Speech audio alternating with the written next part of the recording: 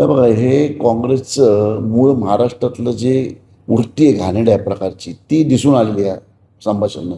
आणि मला आश्चर्य वाटतं की अध्यक्षांनी पण त्याला खतपाणी घालावं.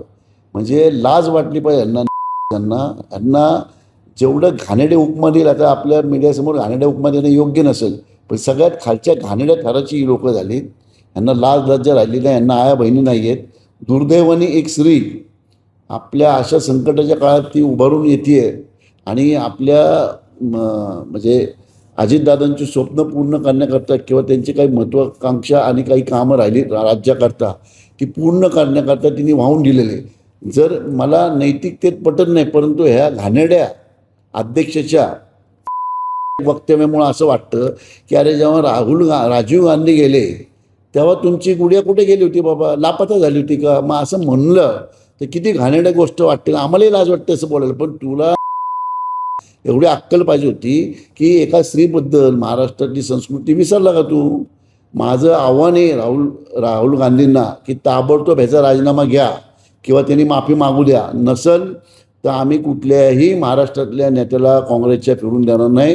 ह्याच्या पुढं जो काही काँग्रेसच्या नेत्यांवर आघात होईल म्हणजे आम्ही काही असं वाईट करणार नाही, परंतु निदर्शन करून त्यांच्या तोंडांना काळं फासू कुठंही अध्यक्षाला आम्ही फिरून देणार नाही. आमचं राष्ट्रवादीच्या सगळ्या कार्यकर्त्यांना माझं आव्हान आहे की कुठं दिसेल तिथं त्याला काळं फासा आणि काय होईल ते बघून घेऊ. आम्ही आजही अजून 24 तास देणार आहे काँग्रेसला की तुम्ही याच्यावरती माफी मागा.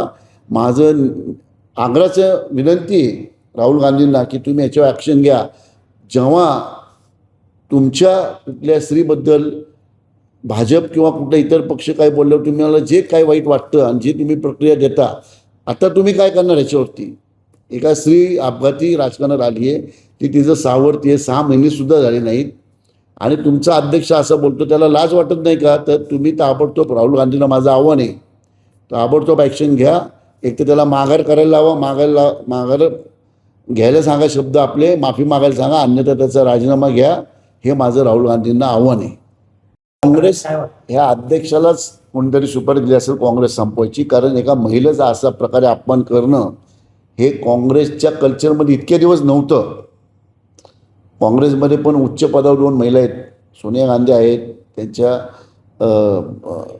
प्रियंका गांधी आहेत आणि बऱ्याच महिलांना काँग्रेस खूप चांगल्या प्रकारे वागणूक द्यायचे. पण आता हे कुठेतरी भांडवल उभे केलेत काँग्रेसनी, जे अशा कल्चरचे आहेत त्यांना ताबडतोब त्यांची अक्कलपट्टी करावी, अन्यथा काँग्रेसला महाराष्ट्र माफ करणार नाही. हे मी आपल्याला आवर्जून राहुल गांधींना माझं निवेदन आहे आणि मी पत्र पण पाठवणार त्यांना आजच लगेच की बाबा तुम्ही याच्यावर ॲक्शन घ्या, अन्यथा महाराष्ट्रामध्ये खूप मोठी तुम्हाला किंमत मोजावी लागेल. यापूर्वी इंदिरा गांधींवर सुद्धा अशा शब्दात टीका झालेली आहे आणि आज सोशल मीडियावर सुद्धा अनेक जण म्हणतात की इंदिरा गांधींनी त्यांच्या कामातनं चोख उत्तर दिलंय. तसंच काहीच उत्तर सुनेत्रा पवारही आपल्या कामातनं देतील. तर इंदिरा गांधींना म्हणजे राजकारणात येऊन खूप मोठी वेळ गेला होता. म्हणजे खूप लहानपणापासून त्या राजकारणात होत्या, परंतु आमच्या वहिनींचं काय झालं की अपघाती राजकारणात आले आणि इतकी मोठी जबाबदारी पडली आणि 6 महिने झाले. नक्कीच ते इंदिरा गांधीने महाराष्ट्रातले इंदिरा गांधी होतील हे आपल्याला येणारा काळ दिसेल. परंतु अशा वेळेस अशा ह्या वेड्या लोकांनी किंवा अशा नालायकांनी यांची तोंड यांना कधीही महिला माफ करणार नाहीत. महाराष्ट्रातल्या महिलांना अशा तऱ्हेने तुम्ही बोलताय, एक स्त्री आत्ता दुःखदनं बाहेरून सावरती आहे, तिला तुम्ही असं वक्तव्य करताय, हे तुम्हाला कधीही कुठलीही स्त्री माफ करणार नाही किंवा महाराष्ट्रातली जनता माफ करणार नाही. ह्या महाराष्ट्रातलं एक कल्चर आहे की स्त्रीच्या जातीच्या मागं राहणं, आणि हे काँग्रेसनी त्यांचं कल्चर घाणेरड्या प्रकारे हे जे व्यक्त केलेले हे ताबडतोब त्यांनी माघार घ्यावी. ह्या शब्दातनं त्यांनी मागे घ्यावेत आणि माफी मागावी. सिद्ध होईल ना, पण तुझ्या शब्दाला तर माघार घे. तू वाक्य रचना बदल ना.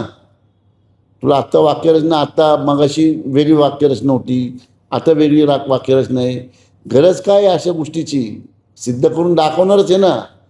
पण हे गुडियान फिडिया मग जेव्हा तुमचे राजीव गांधी जेव्हा अपघाती हे झाले होते तेव्हा तुमच्या गुड्या कुठे गेल्या होत्या? लापता झाल्या होत्या ना. आम्ही असं बोललो तर पटेल का तुम्हाला? योग्य वाटेल का? आमच्या बुद्धीला योग्य वाटत नाही, पण या नालायकांमुळे बोलावं लागतं. त्यामुळं आमची तोंड उडू नका म्हणो. ताबडतोब तुम्ही माफी मागा, अन्यथा मी आज किंवा उद्या सकाळी राहुल गांधींना मेल करणार आहे की ताबडतोब ह्या अशा घाणेरड्या नेत्यांना पदावरून काढून टाका. याबद्दल ज्येष्ठ नेते माजी मुख्यमंत्री नेते त्यांच्याकडून असं वक्तव्य येणं हो, ते तर गॉन केस आहे, ती कामात नाही गेलेली केस आहे. महाराष्ट्राचं वाटोळ केलं असेल कुणी तर पृथ्वीराज चव्हाणनीच केलेले, कामातनी गेलेली केस आहे ती, त्याची बॅटरी संपलेली आहे. म्हणून आपलं कुठं तर फडफडायचं म्हणून असे वक्तव्य करायचे आणि मीडियामध्ये हायलाईट व्हायचं. म्हणजे त्यांना लाजच वाटत नाही.